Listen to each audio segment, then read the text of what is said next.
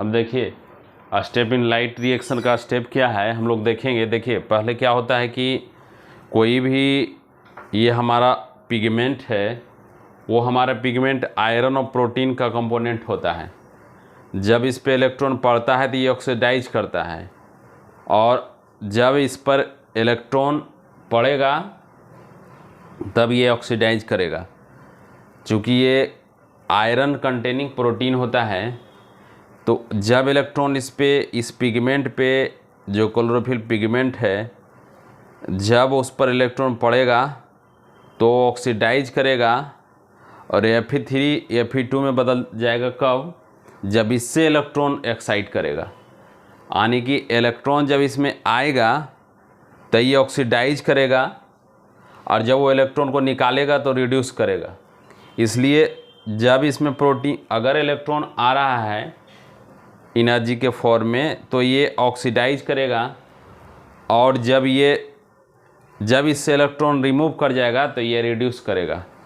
कहता है कि electron are proteins complex, electron carrier is a protein complex, when absorb electron then reduce and lose electron is oxidise. तो जब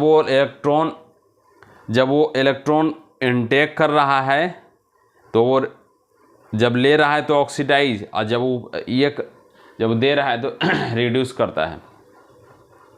क्योंकि देखिए फोटोसिंथेसिस जो हमारा होता है वो 2 स्टेप में होता है। एक को बोलते हैं लाइट रिएक्शन और दूसरा को बोलते हैं डार्क रिएक्शन। तो लाइट रिएक्शन में क्या होता है, हमारा जो पिगमेंट है वो लाइट को एब्जॉर्ब करता है। जो हमारा इस पे लाइट पड़ेगा, लाइट को ये एब्जॉर्ब करेगा। जब एब्जॉर्ब करे ये इलेक्ट्रॉन को क्या करेगा, एक्साइट करेगा, और सम केमिकल रिएक्शन होगा जिसमें से हमारा जो पानी है वो टूटेगा और NADP बनेगा। तो जनरली में यही फोटोसिंथेसिस के प्रोसेस में होता है।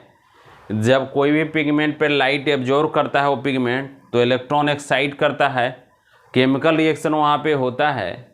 जब वो हाइड्रोजन जो पानी है वो ब्रेक डाउन करता है, ब्रेक डाउन करने के बाद यही पानी से हमारा इलेक्ट्रॉन निकलता है और वो NADP के फॉर्म में स्टोर होता है। तो आने की इलेक्ट्रॉन मेनली जो इलेक्ट्रॉन हमारा प्रोडक्ट बनता है, जो बनता है यहाँ एब्जॉर्ब होता है ग्लूकोज में, वो हमारा हाइड्रोजन का ही ब्रेक डाउन किया हुआ पानी का ही इलेक्ट्रोलाइसिस से बनता है।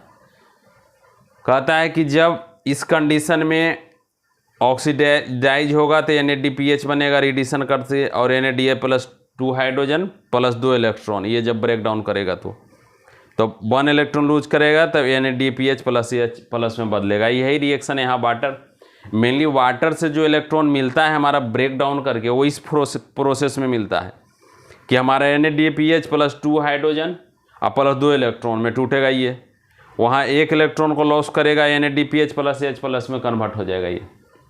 यह मेनली रिएक्शन होता है जब H2O ब्रेक डाउन करता है। तो देखिए अब हम लोग इसमें चलते हैं कि हमारा जो क्लोरोप्लास्ट है, तो यहाँ पे PS2 और PS1, यहाँ पे हमारा थैलाकोइड जो ये लेमिनर थैलाकोइड मेम्ब्रेन है, उसमें PS1 है, PS2 PS1। तो दोनों पर देखिए PS1 PS2 है, लेकिन इस पर क्या है PS1 केवल जो लेमली है उस पर।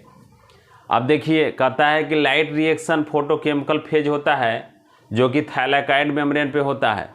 अगर आपसे क्वेश्चन यहाँ से नीट में पूछा जाएगा कि light reaction is also takes place in, तब आपको थैलाकोइड मेम्ब्रेन देना होगा।